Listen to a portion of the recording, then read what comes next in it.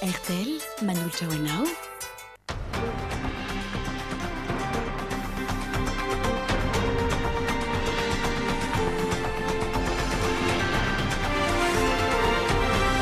Alatsinainy 20 ny volana janoary miarabantsika rehetra mpanaraka ny Dreaming ary tonga soa atao anatin'ny logité amin'izao alatsinainy izao iresaka ny vaovao insolitesika eo amin'ny tapany faharoa ny logité misy ihany koa ny vaovao ny fanatanjahantena sy ny vaovao avy any ivelany atao anatin'ny tapany voalohany kosa dia iresaka ny vaovao politika isika misy ihany koa ny fait divers hoentin'ny Jerry Edouard ary ny anomboantsika sy dia ny vaovao ny sosialy miaraka amin'ny Rinda Tahiry.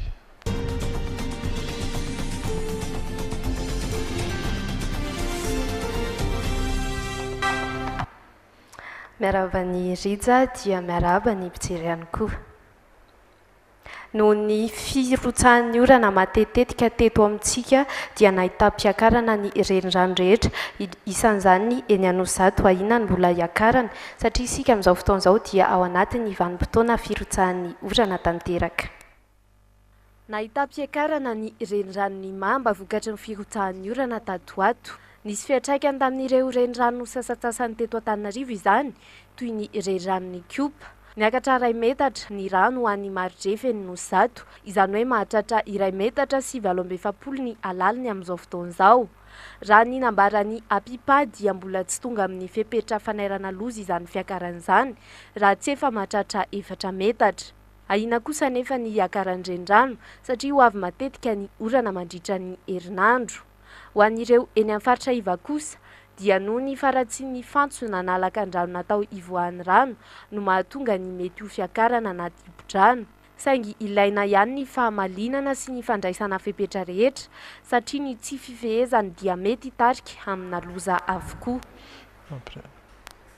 Izay no mahakasika ny fiakaran-drano ary mifandray avy hatrany eo amin'ny resaka toetrandro satria dia fantatra amin'izao fotoan'izao fa aharitra 3 andro farafahakeliny izay firotsahan'ny orana izay mbola resantsika ihany izay amin'ny faran'ny logité rehefa iresaka ny toetrandro isika fa hotohizantsika amin'izay vaovao sosialy izay mahakasika ireo mpianatra malagasy. Manoloana n'ireo fitarainana nataon'ny mpianatra ny Chine dia nivoaka tamin'ny fahanginany ihany koa ny ray aman-dren'izy ireo ary mangataka ny tsy hisian'ny fampidiana an-tanindrazana n'ireo ankizy ireo. Laza moa ireo ray aman-dreny fa tsy vahaolana velively izany satria reharehan'ny malagasy ireo mpianatra any ivelany. Iray volana taoriny nandefasa ny fanairana tamin'ireo tompon'andraiki-panjakana mikasika ny olana sedrain'ireo mpianatra ny Chine dia nilaza ny heviny sy nanao fivoriam-be ihany koa ny ray aman-dren'izy ireo izay avy amin'ny faritra sy avy eto Antananarivo androany. Naheno resaka milaza ny ampodian'ny fanjakana malagasy ireo mpianatra ny Chine izy ireo. Tsy vahaolana nefa izany, hoy ny solon-tena sasantsasany. Miangavy zay toko oka mba tsy ho averina ny zanaka ihany azy efa mitondra ny laza anao andre matombo filoha satria anatin'ny transition zao nyroborobo ny teny sinoa zay moa tsy mahay na hoanina na inona fa dia fantatra hoe zanakay tsy mihinan-kanina fotsiny ihany dia mangataka raha izay toko ampanetretena mba raisy ny atetapona dia oka mba tsy angatakandro mihitsy ianao ary tsy hinteny nizaniza fa ianao mihitsy ny tonga dia ray telefona hoe miakarina roa ray aman-dreny Ireo ankizy any Chine kosa dia mbola manohy hatrany ny fitarainany manoloana ny fahatapahan'ny vatsim-pianarany izay marina fa tokony manodidina ny 2 hetsy sy 2 tapitrisa ariary isam-bolana eo raha voaloha ara-dalàna. Ny sabotsy lasa teo izy ireo no nanatanteraka fivoriam-be izay mbola toy ny fanairana hatrany. Raha tsy hivina dia efa ho 7 volana izy ireo no tapaka izay vatsim-pianarana izay. Mitohy hatrany nefa ny fandaniana tsy maintsy atao. Isaky ny enim-bolana izy ireo ohatra dia mila mamoaka vola manodidina ny 520 tapitrisa ariary ho an'ny saram-pianarana, 5,7 sy 3 hetsy eo kosa ny an'ny viza sy ny fiantohana. 4,9 sy 5 hetsy ny hofatrano tsy maintsy aloha isam-bolana, toy izany ihany koa ny sakafo ary mitentina 7,000 sy 8 sy 2 hetsy isam-bolana ny fitanterana. Manodidina ny 300 ireo mpianatra tsy mahazo vatsim-pianarana tao anatin'izay fotoana naharitra izay. Misy ireo ray aman-dreny milaza fa efa nivarom-pananina mihitsy mba hanampiana azy ireo. Izany rehetra izany no anairan'izy ireo amin'ny fitediavana vahaolana aingana nefa maharitra ankoatra ny fampidiana an-tanindrazana.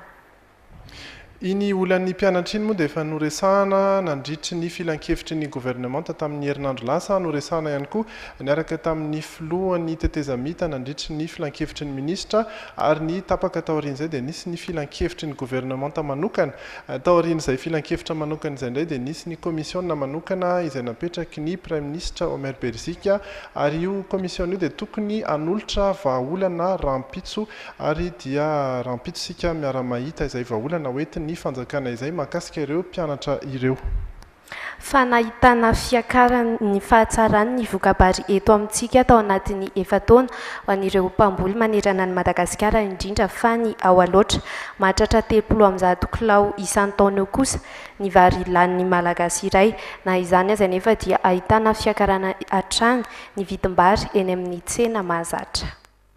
Miankina betsaka amin'ny fampidiran-drano ny fambolem-bary eto amintsika ankoatra ny toetrandro noho ny fisian'ny teknika sy fomba moderna maro samihafa ary ireo tetikasa fanampiana mpamboly vary anefa dia hita ho nisy fiatsarany ny vokabary avy eto an-toerana.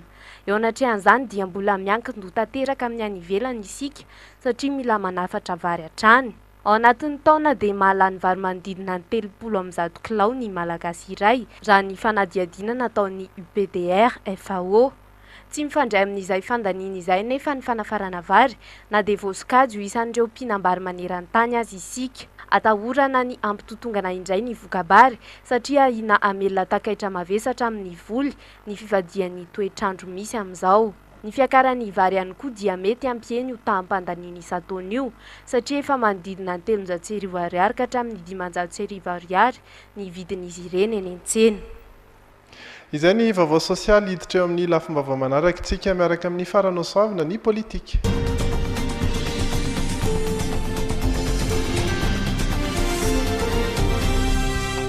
Miaraba nareo mianata miaraba ihany koa ny mpanaraka ny logité any antokatrano any anboatsika avy hatrany ny vaovao politika ny mikasika ny fifidianana mandeha tokoa ny resaka manodidina ity fifidianana ity hoe ny solombavam-bahoaka no alefa mialoha ny fifidianana filoham-pirenena anisany ireo tsy manaiky izany ny manam-pahaizana momba ny fifidianana avy eto an-toerana naneho ny heviny mikasika izay izy androany andeha arahantsika ary ny fanadihadiana. Anisan'ireo tompo-kevitra tamin'ny fanaovana ny fifidianana solombavam-bahoaka mialoha ny fifidianana rehetra ireo manam-pahaizana momba ny fifidianana tamin'ny taondasa. Ankehitriny kosa tsy eken'izy ireo intsony anovana indray io tetiandro efa voafaritry ny senita io. Raha zahay ny hevitra iny napetraka dia ny hoe tokony tamin'ny taona lasa dia efa tokony efa nanana député élu isika. Zay zany tokony izy. Ka eo le mipetraka hoe mbola tsy anana ray ve tsika amin'ity sa anana zay député zay ohatrany tsy mety intsony raha ohatra mbola embotra asasanatria ho foana tanteraka ny fifidianana fa hoe amin'ny taona 4 na 5 sy 2 indray dia zay na tokony nametraka hoe miteraka tsy fampitokisana intsony eo amin'ny tantana sy ny olom-pirenena ary mety hiteraka ihany koa disadisa zay miteraka mety hiteraka korotana eto amin'ny tany sy ny firenena. Efa nipetraka raha teo izy ireo fa ny 9 febroary izao no tokony anomboka ny fampiatsoana ny mpifidy araka ny voalazan'ny lalam-pifidianana 530. Ankoatra izay tokony avahana tsara ny manodidina ny resaka famitsorakelika misy ireo gadra politika ary misy ihany koa ireo mpanao politika ny gadra ho azy ireo tsy mitovy velively izany mba tsy hisiny ny tsy maty manota. Izay nahazo famitsorakelika feny kosa nefa dia afaka mandray anjara amin'ny fifidianana izy ireo. Iresaka fianana antoko kosa indray tsika ao anatin'ity vaovao manaraka ity anisan'izany antoko leader fanilo izay efa vonina tanteraka amin'ny fiatrehana ny fifidianana anisan'izany moa ny fifidianana hatrany fotony hatrany amin'ny filoham-pirenena saingy kosa mbola tsy nanolotra kandida ho amin'izay filoham-pirenena izay izy ireo fa mbola miandry ny congrès national andeha arahantsika indray ary ny fanazavana mikasika izay. Iray ihany ary iray hatrany ny antoko politika leader fanilo. Vonina ny atrika ny sokajim-pifidianana rehetra isy atao eto Madagasikara izy ary efa manana ireo kandida ho amin'izany. Miainga ny fotony ka hatrany amin'ny faratampony fa miandry ny congrès national izay tompo-kevitra farany amin'ny fanapahana. Fa ny resaka hoe filazana hoe mana-kandida avy ny leader fanilo ambola izahay zao zany ambola mandefa miandry taratasy isaky ny bureau régional eran'ny Madagasikara izay vao mahafantatry hoe mana-kandida ny leader fanilo na sy mana-kandida. ankoatra ireo jery todika ny raharaha nivonyity antoko ity tao anatin'ny 20 taona nijoroany sy ny dingana hotratrariny amin'ny hoavy dia nanentana ny mpiambana manerana nosy ny filoha Rakoto Mamonjy Jean Max sy ireo mpiambana eo anivon'ny Brao Nasionaly mba hifanome tanana ka anabe voa indray ity antoko ity ho amin'ny 20 taona manaraka. Ankoatra ny fifampiarabana sy ny firarin-tsoa na hatratra ny taona 13 nataony ity antoko ity Tetsi sy ny asabotsy lasa teo dia nisy ny fanolorana ireo mpitantana isaparitra ho an'ity antoko leader fanilo ity. Vaovao mahakasika ny fivoriana an-tampony natao tany Addis Abeba kosa indray no arahantsika miampy ireo vaovao mahakasika ny mpikambana eo anivon'ny filan-kevitra ambony Tereza Mita sy ny efitry ny Ankolafy Ravalomanana mikasika ny fodiny ity farany eto an-tanindrazana no andeha arahantsika toy izao manaraka izao. Nodinihina manokana tany Addis Abeba nandritra ny fionana an-tampon'ny vondrona afrikanina indray ny raharaha ny Madagasikara omaly. Nampiova ny fijery politika eran-tany ny tsy firotsahan'ny filoha teo aloha sy ny filohan'ny Teteza Mita amin'ny fifidianana. Ny farana androany fivoriam-be io ary raha nambaran'ny ministry ny raharaha-mbahiny Mauritiana Arvin Bolel dia tokony esorina amin'izay ny sazy famaizana ny Madagasikara. Nanainga androany maraina hiazo an'ny Thomasina ireo vamerafito misahana ny fanadihadiana manokana eo anivon'ny filan-kevitra ambony Teteza Mita. Efa nahazo vaovao maro izy ireo ary samy sampana andray ny asany avy ireo komisiona ireo. Aharitra herinandro fifidianana ifotony atao io. Na tsy mbola azo ary ny famatsim-bola tokony hoentin'izy ireo anatanteraka izao asa izao dia nanambara ny iray tamin'izy ireo fa tsy afaka miandry ny raharaha-pirenena. Naverimbery ny Ankolafy Ravalomanana hatrany fa raha tsy tafaverina ny mpitarika ny antokony ny filoha teo aloha dia tsy andray fanapahan-kevitra mikasika izay olona isolo azy izy ireo raha ny nambara ny tetsy amin'ny Magrobe Oririka. Marina fa ny 20 febroary izao no fempotoana farany fametrahana ireo antota taratasy firotsahako fidiana. Noho izany, mila tafody aingan'Andriamatoa Ravalomanana hoy izy ireo. Mbola iresaka ny vaovao politika sika eo amin'ny vaovao avy any ivelany isany koa ny vaovao insolite sy ny vaovao ny fanatanjahantena ao amin'ny tapany faharoa ny logité fa izao loatsika hiditra eo amin'ny lafim-baovao manaraka ny fait divers miaraka amin'ny Jerry Edouard.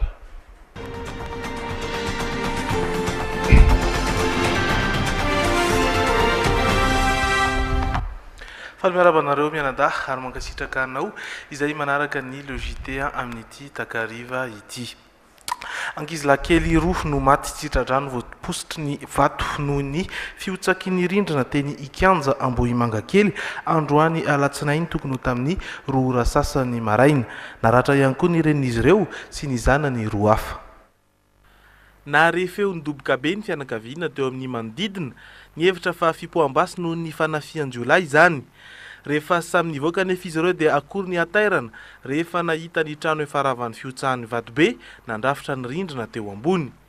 Nirotsaka be ny orana nandritry ny alina ka azo heverina fa vokatr'izay no tsy nahatazona intsony ilay rindrina. Maty voatsindry tao ny zazalahy kely 2, 14 sy 2 taona. Dia ilay zazakely maty farany io ilay faralahy io zany mbola henoko tomany hoe neny asepitra be dia izay aho zany voalasa nandeha ny antsolona amin'izay. Ilay zazakely faralahy aloha mbola tonga tany any hôpitaly zay vao maty tany dia zay vao nentina miverina. Moa ty iray ity moa zany efa kitraiko tampananana tato dia efa maty teo nitsindrindry hoanin'ireo. Fa izy roalahy kely zany mbola avitra tatambany tato an'tio. Naratra mafy vokatr'izay ihany koa ny renin'izy ireo izay natory tao ambadika niaraka tamin'ny zanany 2 hafa izay samy naratra ihany koa. Fantatra fa efa nampandrenesina ny amin'ny tsy fahatomombanan'ny rindrina ny tompon'ny trano teo ambony tamin'ny taona 17 saingy izy vity zany ka izao nitarika fahafatesan'olo izao. Rava nitanteraka ny atsasak'ilay trano ary saika apotika avokoa ny entana sy ny fanaka izay tao. Efa tonga tena nitoerana ny zandary sy ny dokotera nanao fizahana. Fantatra ihany koa fa nisy mpamonjy voina avy taty andrenivohitra no tonga teny saingy rehefa nigadona teny dia nitoy ny nanao fizahana fotsiny ihany. Mangataka ny ametrahana sampana mpamonjy voina isaky ny kaominina ireo mponina. Ny momba izay mpamonjy voina izay mihitsy no nampisy resaka teo amin'ireo manodidina satria dia marina fa tsy andraikitra ry zareo zany hoe tsy fari-piadidiny ry zareo ny toerana teny amin'ny Ambohimangakely ary dia niezaky ny antso ihany anefa ny mponina zany hoe nampandre efa naplaza moa ry zareo fa hoe tsy fari-piadidina iny teny kanefa dia nisy ihany tamin'izareo no tonga ary eto dia tsara no manazava fa ny mpamonjy voina rehefa vita vita ny zavatra ataony, zany hoe vita ny tokony ho atao dia tsy mandray intsony izy zany hoe tsy afaka ny manao ny asa tokony atao, zany hoe ny fanesorana raha toka mbola misy olona vonjena zany ao dia amin'izay fotoana izay izy no mandray ny andraikitra, zany hoe manala ny vato fa tsy hoe mbola hoe manao an'izay asa izay indray. Mazava tsara izay Jerry. Misy ihany koa ny vaovao fait divers hafa mahakasika loza indray sa fanafiana? Fanafiana mihitsy no nitranga Riza Tahina satria dia trano 7 eo eo no indray voatafika teny Ambanimaso Anosizato andrefana sy ny manodidina zany ny aliny sabotsy ifoa alahady teo. Jiolahy amby 2 fiadina no tonga nanafika teny ka nifaoka izay tratrany tany amin'ny trano izay no tsidiany. Vola antapitrisany firavaka volamena sy finday, tsy nisy ny ainana foina ny naratra aloha tamin'ity fanafiana ity. Ny orohoro tanteraka ny teny Anosizato sy manodidina nandritry ny faran'ny herinandro teo. Nanao andiany ireo jiolahy no sady nitondra fitaovam-piadiana mahery-vaika toy ny Kalashnikov sy ny PA. Fantatra ihany koa fa nanao fanamiana miaramila ireo jiolahy ireo. Tsy fantatra mazava ny tena isan'izy ireo satria nisy tamin'ireo trano samihafa no indray voatafika. Hoe tena zany rehefa tonga tena Botarandro dia tia ameo mivaky taloha no tena aminareo izy. Da fetsakato izy izy moa ataony izy mamorsel ndraiky izy tamin'ny nanombony hoe aiza vola aiza ny telefôny aiza faly firavaka volamena anareo fa izy loatra mitondra saneta le firavaka fa mivola sy telefôny zany noentiny tena tao. Mitovy hatrany ny fomba fanaon'ireo jiolahy miditra ankeriny ao an-trano amin'ny fanapahana ny savilim-baravarana, mandrahona amin'ny basy ary mifoaka ireo zavatra lavidy sy manandanja. Trano mifanila amin'ny ilay voatafika ihany koa ity niaran-dozy ity. Tena nositosika kely ihany izy hoe ndao eto vola dia ohatrany kely ihany. Dia vita moa zany ny azona vola sy ny rehetrarehetra dia zany no nitereny entina mivoaka satria za rehetra dia vavita dia nitereny hoe ndao sy dia ianao voaka fa apetra hoe izy zakely. Dia tsy mety dia basy any ety izy dia aleoko maty eo fa za tsy voakany. Dia rehefa niteny an'izay dia lasa izy, ndao andeha zany izy dia lasa. Fantatra ihany koa fa misy zandaram-perinasa iray niaran'izany fanafian'izany teny amin'ny manodidina. Rehefa tonga teny ny mpitandro ny filaminana dia rifatra nitsoaka ireo jiolahy. Raikitra ny fanenjehana, saingy mailaka ireto farany ka tafaporitsaka sady nanaboaka basy. Ireto tafalatsaka ireto ny vodim-bala nampiasain'izy ireo. Na dia fandalovan'ireo jiolahy avy nanao fanafiana aza ny ety dia azo ambara fa tanàna milamina ihany ny Ambanimaso raha ny nambaran'ny tompon'andraikitra iray eo amin'ny zanatobim-paritra ny zandarmeriam-pirenena ho Anosizato andrefana. Saingy tamin'ity indray mitoraka ity no nitrangana izany asan'ny jiolahy izany indray ny tety. Fantatrary fa efa misy ny fikasana ametraka tobon'ny zandarmeria ao amin'ny mpitatafika mba hanamorana ny fomba fiasan'ireo zandary amin'iny faritra iny. Loza ampifamoivoizana kosa no ndeha hamaranana ity fait divers atsika amin'ity hariva ity. Nitranga teny Ambatomainty tamin'ny ray ora sasany tolakandro teo vohitsaky ny fiarabe mpitatitra mampitohy Ananjozorobe sy ny manodidina, zany hoe eto Andrenivohitra, ny tongotry ny ramatoa iray 430 taona ka tapaka mihitsy sofa tsy nisy aloha ny ainana fohy fa izy irery no tena hoe naratra mafy zany. Nentina notsaboina teny amin'ny hôpitaly Gérant tenany ary tsy misy atahorana ny ainy. Manazava ny nanatry maso iray izay tsy iza fa ny fianakaviany ihany. Tafotoana zany izay dia nipolisatra dia ilay tonga nipolisatra iny vonila mivoaka tany Sabaka zany izy dia mivoaka teny amin'ny arabe dia ilay tomobila zany somary ohatran'ny mbola lavidavitra dia mitsenainy iny tomobila iny zany ny tongony dia iny tonga dia voatsenany iny dia voahitsaka dia tapaka ny tongony. Raiza le sofera amin'izao efa mandray andraiky ny fera. Efa mandray andraikitra zany izy fa mba tiako zany hoe mba handray andraikitra hatramin'ny farany satria miditra bloka eo tsy maintsy vola miasa amin'io tena koa moa sahirana.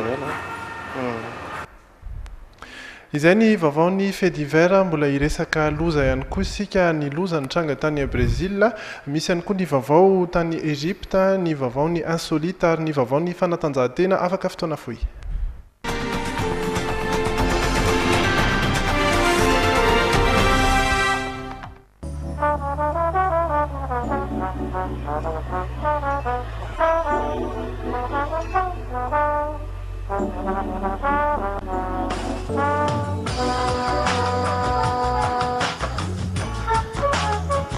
vous soyez à Madagascar ou en France, utilisez votre numéro prépayé RTL et continuez à recevoir des appels et SMS. RTL, le seul opérateur malgache à offrir le roaming prépayé en France.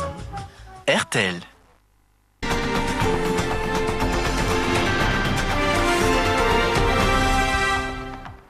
miditra eo amin'ny tapany faharoa ny logité izao alatsinainy 20 ny volana janoary izao sika izay resana ny vaovao avy any ivelany a ny insolite na vaovao afakely ary ny vaovao ny fanatanjahantena fa ny anomboantsika azy dia ny vaovao avy any ivelany.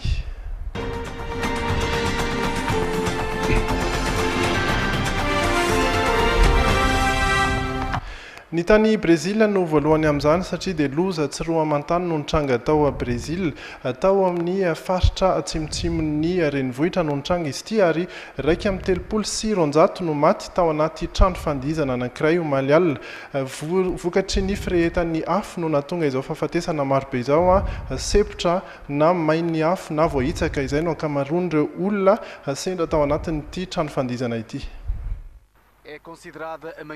Tao Santa Maria ao atsimon'ny firenena breziliana no nitranga ny loza alina tokony tamin'ny roa sasany teo eo no nirehitra ny afo mbola nisy olona 500 tamin'izay fotoan'izay tao amin'ity toerana ity ny ankamaroan'ireo maty dia maty sepotry ny setroka ny sasany kosa voahitsaka ny natonga ny firehetan'ny afo dia sehon'ny mpihira anankiray nampiasa afomanga ka nisy apahany tamin'izany nahazo ny tafitrano io ny loza faharoa nahafaty olona betsaka indrindra teto Brésil. Raika amin'ny 300 amin'izao fotoan'izao no fantatra fa nodimandry tanora avokoa izy ireo mbola mitohy hatrany nefa ny fikarohana ao anatin'ity trano fandihizana ity. Ireo razana hita rehetra dia navondrona ao amina toerana fanaovana fanatanjahantena teto an-tanàna ihany eto ireo fianakaviana no mijery izay mety ho avany. Tsy nieritreritra mihitsy izahay fa mety hahazo olona akaiky anay ny loza toy izao namako maromaro no maty teto ary rahalahy roa dia izao aho maheno indray fa misy namako iray maty koa. Toy natanteraka ny filoha breziliana ramatoa Dilma Rousseff tonga nanotrina ireo fianakaviana fantatra fa isy ny andro fisaonam-pirenena ahatsiarovana an'ireo nodimandry rehetra. Mbola mitoy ihany koa ny korotana ao Egypte ary dia voatery namoaka fanapahan-kevitra ny filoha Mohamed Morsi namoaka ny fepetra amin'ny tany miotakotaka vao maika nefa nampisy korotana indray izay fanapahan-kevitra izay satria nisy andian'olona maromaro nilaza fa tsy manaiky izay fepetra napetraka ao Egypte izay. Andian'olona vitsivitsy no nivoaka alina hanohitra ilay fepetran'ny tany misy hotakotaka izay milaza mazava ny tsy fafana mivoaka amin'ny alina ihany koa. Izy ireo dia nifanome fotoana teo amin'ny plasy Tahrir nisy ny fifandonana tamin'izany ary mpanao fihetsiketsehana iray indray no fantatra fa maty. Izao fanapahan-kevitry ny filoha izao dia tao aorian'ireo faty olona maro tamin'ny hetsiky ny mpanohitra ny zoma lasa teo sy ny hetsiky ireo nanohitra ilay didim-pitsarana nivoaka ny asabotsy aharitra 30 andro izao fepetra izao. Tsy maintsy napetraka koa ny fepetra tsy hafana mivezivezy amin'ny alina hoy ny filoha Mohamed Morsi. Tsy tiako ny aka fepetra tahaka izao kanefa tsy maintsy atao iarovana ny ain'ny olona. Faritany 3 no voakasika amin'izao fepetra izao. Andeha ho an'ny Filipina indray kosa isika eo amin'ny vaovao hafakely.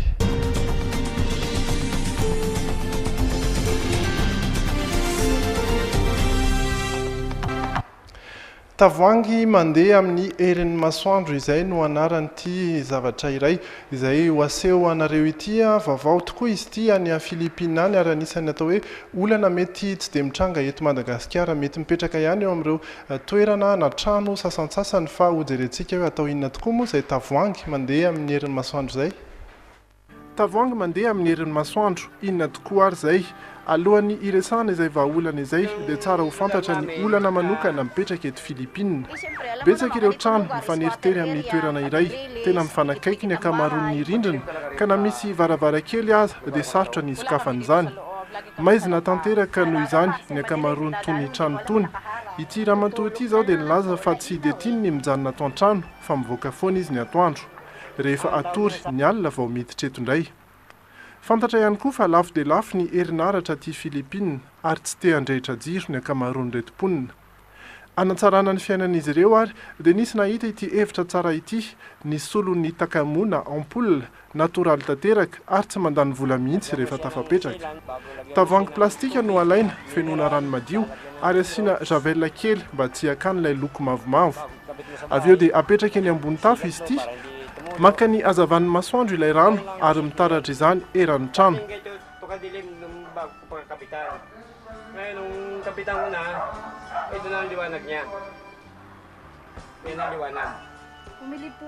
Mitovy amin'ny takamo 80 kilowatt ny herin'ny iray amin'izy ity. Tanjony eto Filipina ny amokarana ray tapitrisa amin'ny itony tavoahangy itony ary efa betsaka ny fikambanana miaro ny tontolo iainana vonona ny anampy ireo mpanao asa tanana namorona azy ity. Fantaniana mipetraka avy hatrany ny hoe mandeha ve izy iny amin'ny alina, tsy mandeha izy aloha ny amin'ny alina fa ampazava ireo trano rehetra amin'ny atoandro no tanjony ireny tavoahangy mandeha amin'ny masoandro ireny. Izay ny insolitsika hoentsika mandray ny andro lalaina ihany koa eo amin'ny fanatanjahantena.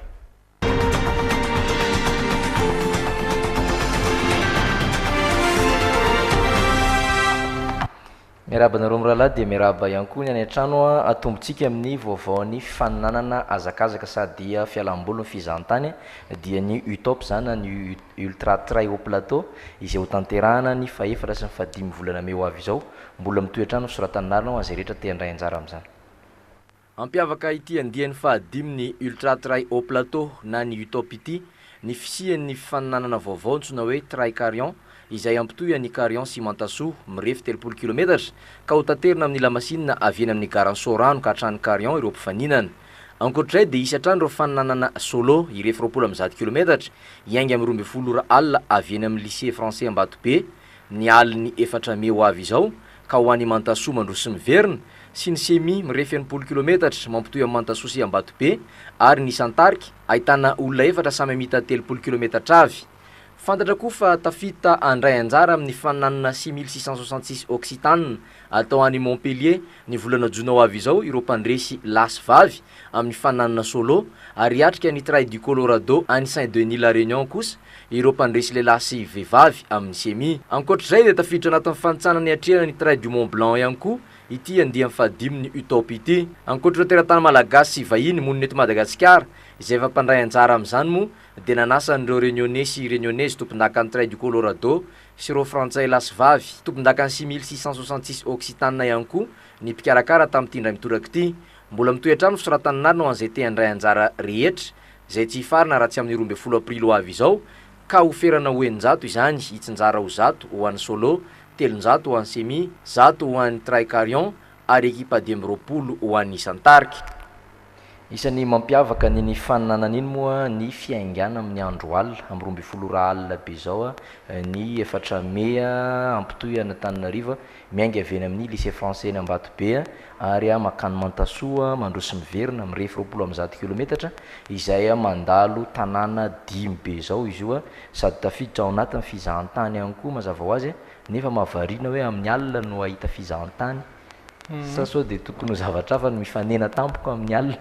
Mety hoe mahita olo-kafa fa zany hoe le mampiavaka an'le mandeha amin'ny alina zany le mba ohatrany hoe départ hafa kely ka fiaingana hafa kely dia rehefa mifoha maraina dia mety hoe fa amina tanàna hafa aza mety hoe zay mampiavaka azy. Miaro amin'ny hafanana koa aloha no tena nieritreretin'ny mpikarakara azy satria manao 20 km zany 80 km moa zany satria mandroso aloha dia miverina indray 80 km anatin'ny andro atoandro dia tena azo ambary anatin'ny hafanana tanteraka na dia somary mangatsika sy manorana azy iny faritra ny Mantasoa iny. Izay ny makasika an'iny ny vaovao manaraka makasika ny baolina kitra. Taranja baolina kitra araka ny efa nambara teto dia nitanterahana ny farany herinandro teo zany hoe omaly tetsy amin'ny Kianjabemasina ny andro voalohany amin'ilay faninanana grand tournoi de la ville d'Antananarivo karakarain'ny ligue Nalamanga sady fanokafana ihany koa ny topolalovana ho an'ny ligue Nalamanga. Tamin'ny alalan'ity baolina tokana tafiditry ny Asex teo amin'ny minitra fa 770 ity no nivoan'ny Aïssa Dema tompon'akan'i Madagasikara ho mpandresy nanoloana ny terrible de la côte ouest tompona amboaran'ny Madagasikara ny alady tolakandro lasa teo tena mikanja be ny Mamasina. Ny aloha izany dia efa betsaka amin'ny baolina tokony ho efa tafiditry ny ekipa ny Serana-Piaramanidina saingy ny ville lalan-kafa ny dakan'ny Asex sy Lom ary onja nanoloana ny tsatobian'ny ekipa Mboeny. Nanana fanafiana taorina ihany koa tetsy ankilan'izay ry Yaser sy ny ekipany saingy tsy nety hatrany ny famaranana izany. Teo amin'ny lalao faharoa kosa dia tamin'ny alalan'ny baolina tafiditry tovo teo amin'ny minitra 420 nandresen'ny Knapsa Sporita any Tana FC ny ady koa ity lalao ity ary efa nahazo penalty azy ny ekipan'ny Lapin Prenel saingy ny fanitsy tamin'ny mpianatra toakazon'ny Knapsa ny dakany Lanto kapiteny. itoy ny alarobitolakandro avy izao eny amikanja be mamasina ity grand tournoi de la ville d'Antananarivo ity ka taorinan-tsapaka ny tanterana omaly dia hiakatra kianja voalohany ny knapsa sport stc oboeny zay raha ny lalao ny aisa demam ny tana AFC ny aloha ireo lalao tamin'ny alahady lasa teo ireo dia nisy ny filaramben'ireo ekipa rehetra mandray anjara amin'ny faninanany ligue nalamanga isa-tsokajiny avy niaraka tamin'ireo ekipa nakatita kely hiatrika ny faninanana ho azy ireo amin'ny volana ambony izay mariky ny fanombohan'ny tompolalaovan'ny ligue nalamanga ho an'ny taranja baolina kitra ihany fa avy any ivelany kanina 34 dia ekipa telo zao nefa fantatra fa tafitana amin'ny lalao pahifadalana ary ekipa telo ihany koa nefa fantatra fa raraka tanteraka itoy animo fanitsany isam-bonina andro farany anjariny ekipa B no miatrika ny lalao amin'izao retenenantsika izao tafita ho any amin'ny ampahifadalana ny Bafana ny Afrika Atsimo izay mitana ny laharana voalohany tao amin'ny vondrona A nanana isa 5 izay mbola nanasala ny isa nanoloana ny liona ny Atlas Marocaine omaly alina ny tanany larina faharoa tao amin'ny vondrona A kosa ny Atsantsamanga ny Cap Vert izay navita namadika anisa teny amin'ny solaitra be Oronoray tany amin'ny minitra farany nanoloana ny Palancas Negras Angolais izay efa nitarika hatreo ampialatsazatra efa samy raraka avokoa izany ny Marocaine sy Angolais ankoatr'izay dia namana efa tafita any amin'ny ampahifadalana ihany koa ny Elefanta Ivoriana izay efa nandresindroa tamin'ireo lalao roa efa natrehany tao amin'ny vondrona D ary namana efa raraka kosa ny Fenenka Algériana izay efa resindroa ihany koa mbola ao anatin'ny lalao farany ho an'ny vondrona D amin'izao fotoana ka izay tavavoaka voalohany ao ny fananana amin'ny Cap Vert ary izay faharoa kosa ny fandona amin'ny Afrika Atsimo any amin'ny dingany ampahifadalana izay ny vaovao ny fanatanjahantena amaranantsika ny vaovao toy ny mahazatra dia omenanao ny toetry ny andro somary miavaka kely ny toetry ny andro satria efa fantatsika ihany koa fa misy ny atao hoe rivodoza hojerentsika aloha zany ny maripana araka izao hitantsika izao dia isy hatrany ny orana ny amin'ny anioalina 20 hatramin'ny 20 degré celsius ny maripana ary amin'ny 10 ora sy 4 minitra ny masoandro no hiposaka rahampitso dia mbola hitoy izay orana izay 9 kosa no mangatsika indrindra ny maraina ary hiakatra hatramin'ny 10 degré celsius ny maripana izany hoe tsy dia angatsika loatra kanefa dia hitoy hatrany ny orana anatin'izay orana izay dia tsara ihany ny manome ny fanazavana antsika rehetra satria ny mahatonga iorana tsy mijanona io dia ny fisiny ilay rivodoza izay mbola tsy akaiky an'ny Madagasikara fa lavidavitra Madagasikara ny Feleng zany ary 50 kilometatra tsy hiditra ny Voemara no misy azy io arivo io ary 15 kilometatra isan'ora kosa ny rivotra entiny ny faritra avaratra atsinana Madagasikara aloha amin'izao fotoana izao zany hoe ny any Antsiranana hatrany Tomasina io no nahazo fampitandremana isika eto avoatany kosa dia ny orana ihany aloha no miandry antsika 13 kilometatra isan'ora ny hafainganam-pandehany ary raha mijery isika ny amin'ny sary dia iny atao hoe volondavenina iny no lalany ilay rivodoza zany hoe midina mianatsimo izy ary mandritry ny fidinana io dia isika eto avoatany dia azo orana hatrany eritreretina fa hatramin'ny voalohany volana febroary izay vao lefina ity rivodoza ity izay zany vao hijanona ny orana izay ihany koa no hoentsika mamarana ny logité ny amin'ny androany amin'ny 7:10 zao eto Madagasikara rahampitso amin'ny 7 sasandray ny fotoanantsika manaraka veloma daholo RTL Nanoatra ho anao teo